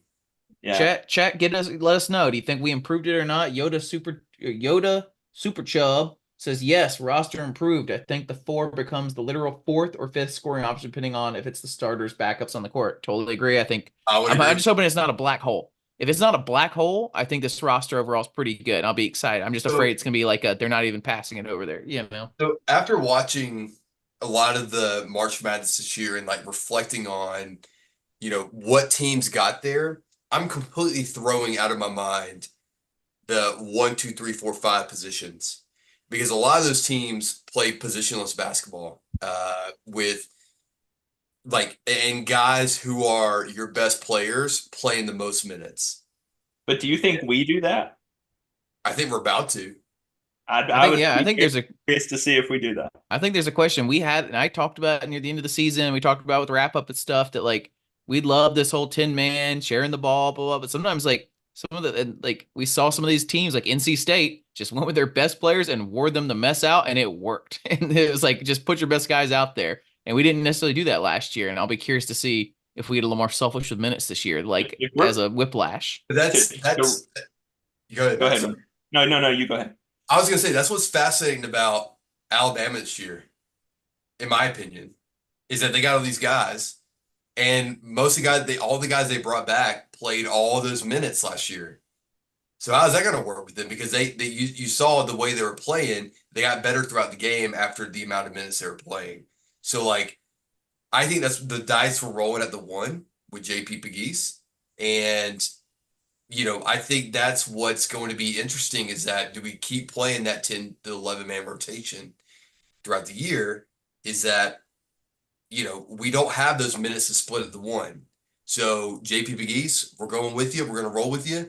And then Denver Jones will play back up there. Like it's going to be fascinating to see like where the pieces of the chess table go, in terms of that. But There were times last year. UConn played. They did not play with a true 1 last year. They did not play with a true 1. Stephon Castle would play 1 whenever their starting point guard would go out, or would it be Cam Spencer? Like, you don't have to have 2 true 1s to win that championship. I just would be again. It would just be different. But even the fact that we didn't go after we did not commit to signing a backup point guard. Maybe that speaks to what you're saying, Ryan, that there's a little bit of a shift because I felt like Bruce is pretty structured. He's a open shooting, like free flow, but like in terms of when you see all these teams and how they're constructed, there's definitely a system that you are fitting into. And we've seen it with, I was going to joke about Dylan Mitchell. Can you imagine if we signed this former 5-star guy from Texas and then everybody realized after he got here that he never shot a 3? The guy playing the Chuma position, the Jabari position, the Jalen position is never going to make a 3. People would lose their minds. So I think I'm really curious to see if that happens. Could there be a lineup where we're playing Denver Jones, Miles Kelly and Chad Baker at our 3 guards. Like maybe, and maybe that would show that we're giving some credence to that in the Auburn realm. You're right. That's where basketball is going. That's where the NBA has already been. You've got Luka Doncic basically playing point guard at his size. Like, so I'll just be curious if that invades Bruce and this stat. We saw them do 5-out stuff last year. We saw them do some creative things. Does that keep extending into positional versatility this year? Maybe it will. We've seen Bruce experiment with Yep. different players like playing. We've seen him play a center at point guard one time. Simeon Bowers played the no. 6th position. No, It was a point guard. All right. We've No, but seen- like he was ahead of his time.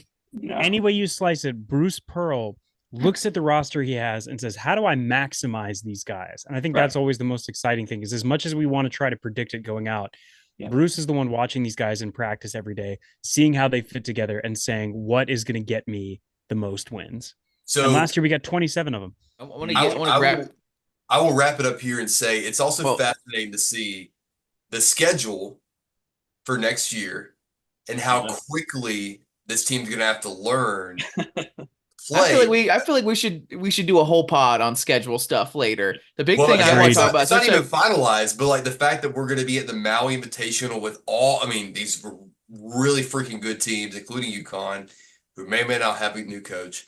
I'm gonna start a GoFundMe to send us out to Hawaii. We're gonna get out there, boys. Island boys. Dude, yes. Anyone want to sponsor us? White Boy Summer, I would gladly go. Here, so it's like, a lot of great, look at the schedule, a lot of great stuff. The big thing I wanted to wrap, because we missed it last pod by hours, maybe even an hour.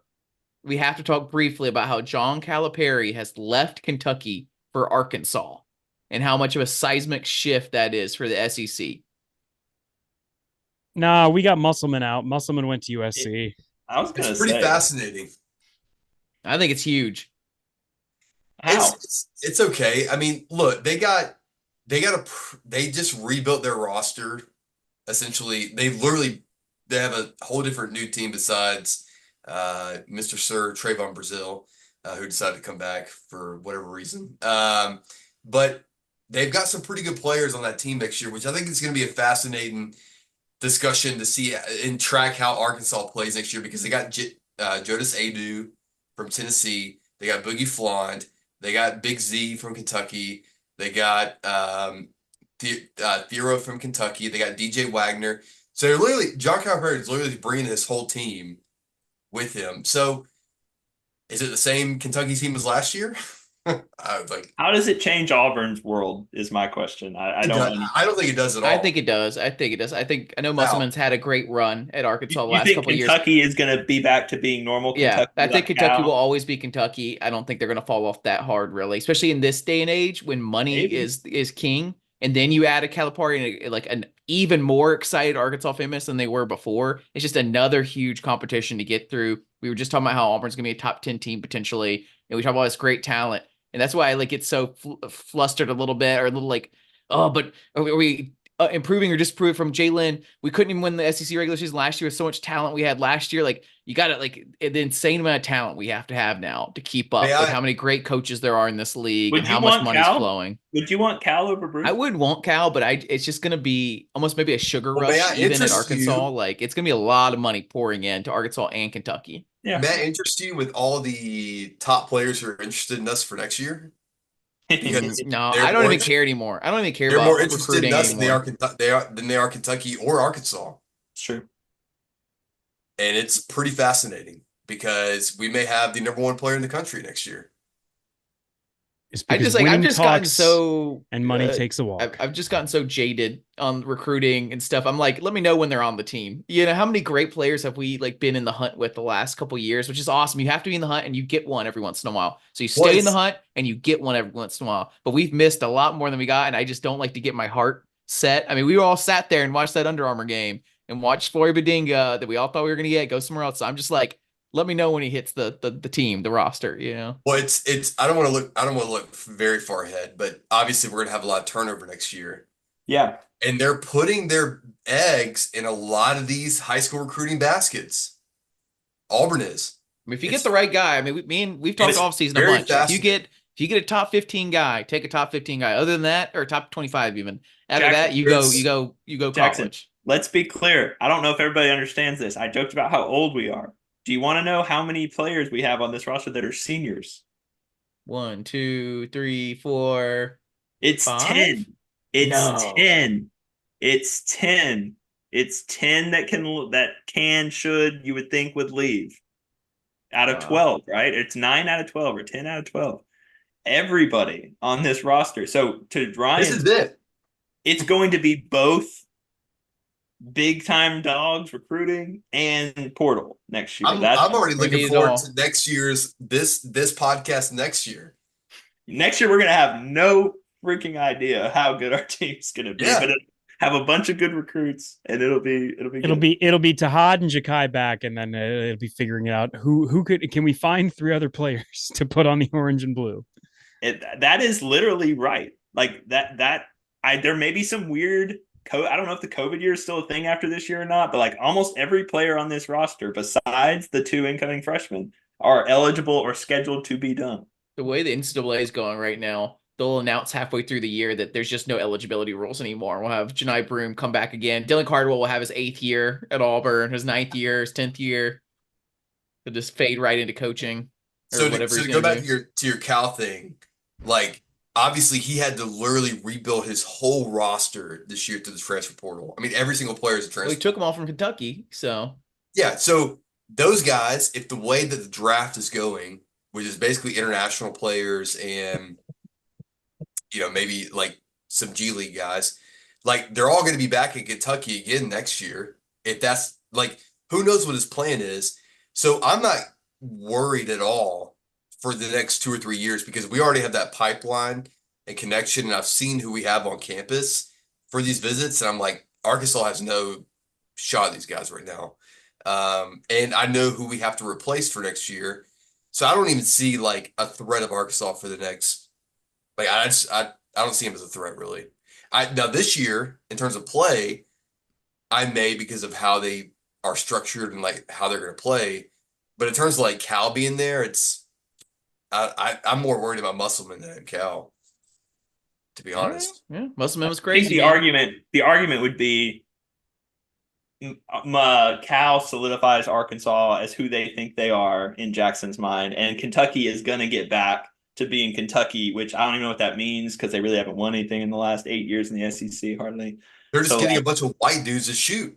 That's what Mark Pope likes. We got Calipari at Arkansas. We got Kentucky being Kentucky. We got Oates down at Alabama, so solidified himself as like one of the best coaches in America. And then we got Chris Beard at Ole Miss still. As much as like it's chaos over there, Chris Beard's still a great coach. Took Texas Tech to the Final Four. Don't forget my guy Todd Golden.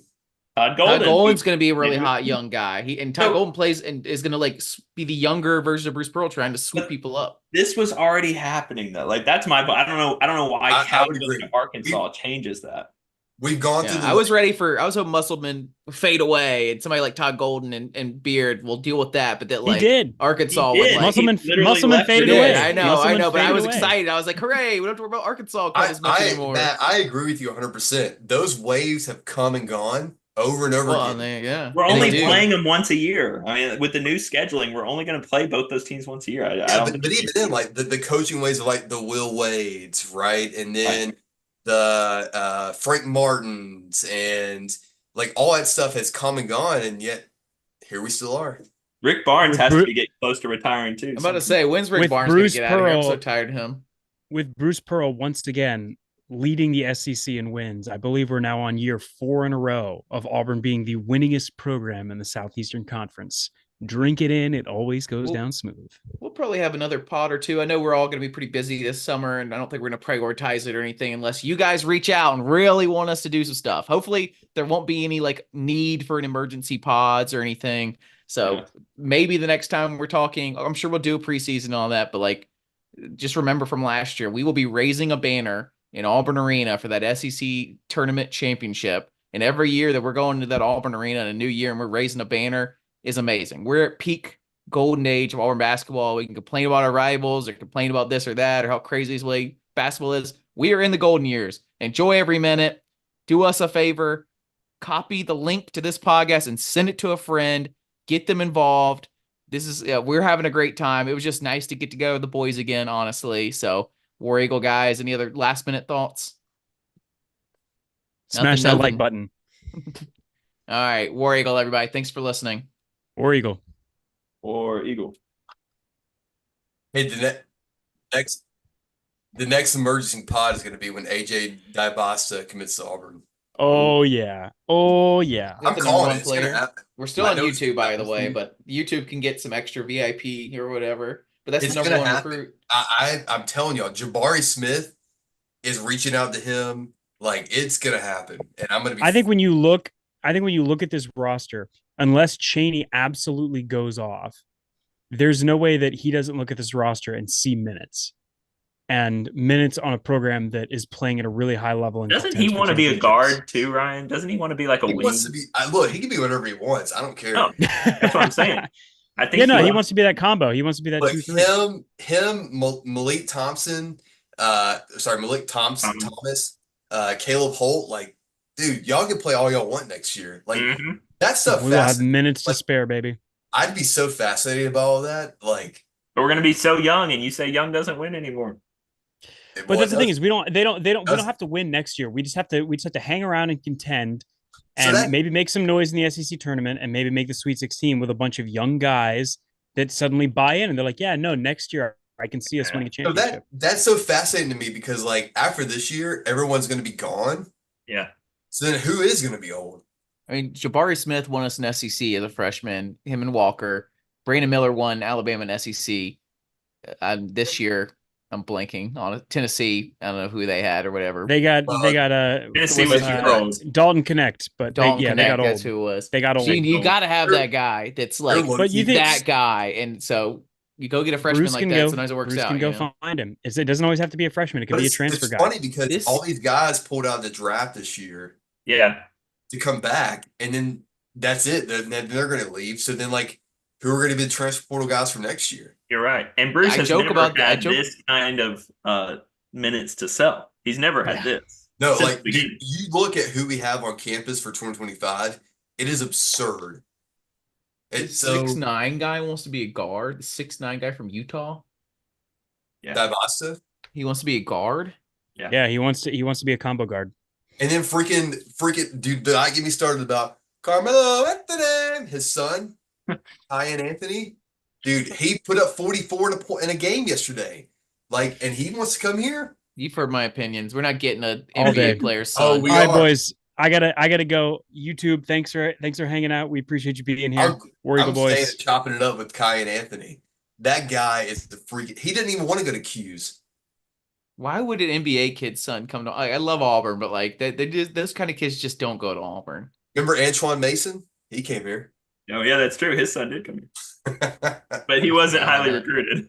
Yeah, but he was the highest scorer in NCAA the year before from Niagara. That's true. On Niagara, he kind of looked. And it was a grad transfer, right? Yeah. I love the grad transfer, man. That's where we had hit a sweet spot. You got like those players that played great at the lower teams. They got their chance. Those players that were like at higher programs that didn't get together, they got their shot. Like.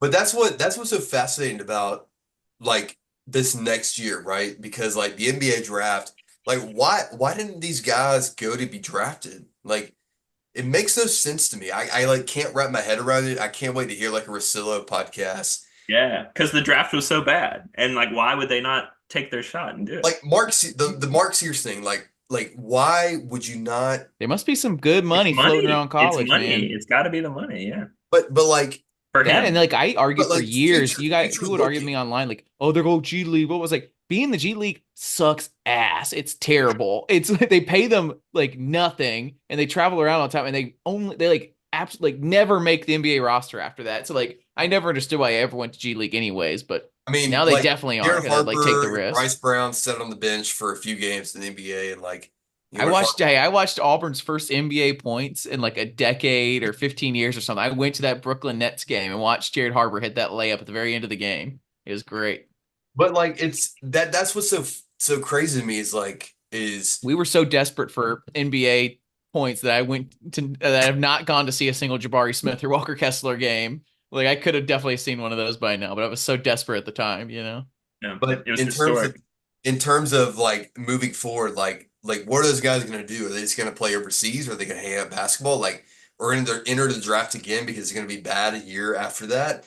Like, that's what's so crazy to me, and like why I'm curious to see what Yeah. this coaching staff does with this next recruiting class is because like what other transfers are going to be out there?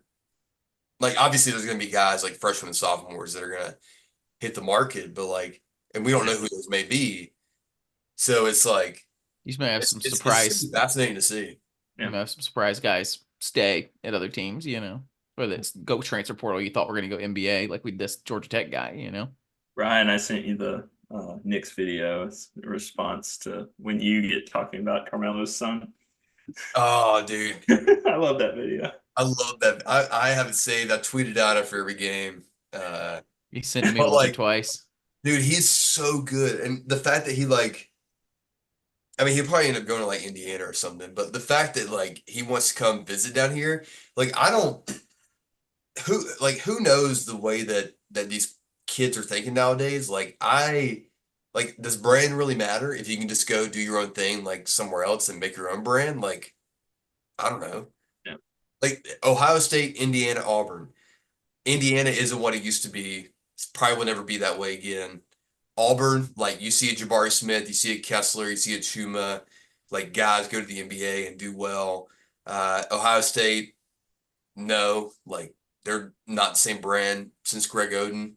So I don't know. Why not Auburn for I him? think SEC brand in general is a big deal, like getting to be a bigger deal now. You see it like just Yeah. in students in general, not just basketball players, but like I just saw an article today about how there's a huge amount of people from the North going to school in the South. People want that SEC atmosphere. And now the SEC basketball is getting as big as it is.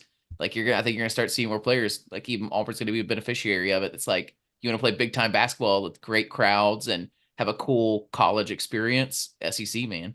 Well, Especially that with the and super like, leagues coming up. Yeah. yeah. So like Dan Hurley, for example, you going to I stay in know. the Big East when he gets eaten up? See you, Matt. I'm I'm gonna gonna make go. I'm gonna go too. I can't stay on all night. All right, I can talk I know hoops you all could try. I love that you brought up the what was Shaq. What was his name? Shaq Shaquille Johnson. Johnson. You remember him? Shaquille. We Vaguely, I were had to look up, and I was like, I know he's shouting out some like mid 2000s Auburn guy that no one no, dude. remembers. It was during Tony Barbee. We had a dude that just used to dunk on everybody's face, and Tony Barbie hosted a barbecue for the students when we were there. And so me, Corey, David Bandy, probably you, I can't remember. We all went and sat in the student section. They had a dunk contest, and he like would do like the Oh, was that the crazy. year Ludacris was there? No, that was That was there, a crazy one. They brought freaking Ludacris to play like two songs. Remember that that? was the year before, I think. Yeah, it was crazy. I think that was Barbie's last year. He like tried to hype everybody up with a Ludacris concert, but it was really like he came out, did one song, left. They did some dunk contest, it was terrible or whatever, and then he came back out, did one more song, and then I everybody think left. no, I think that was the exact same year. Ridiculous, Dude, I man. completely forgot about that. That's so funny. It also shows like I guarantee, I don't know, maybe he just had access to the like Luda's cheaper than you think, and he used the college funds or whatever, but like it felt like a move that like he made a lot of money. And he's just like, I'll pay Ludacris $100,000 just come and do two songs to And like get he, some like students to like it. he then bought like Tony Barbie bought my lunch or dinner at Locos one time. And I'm like, man, it's so cool. And it was like 2011, I think. Before And we then hated him so much. yeah, I was like, Uh, dude, what a cool guy. He bought my lunch at Locos. we're And now still both live on YouTube. that's so fun. We have Anyways,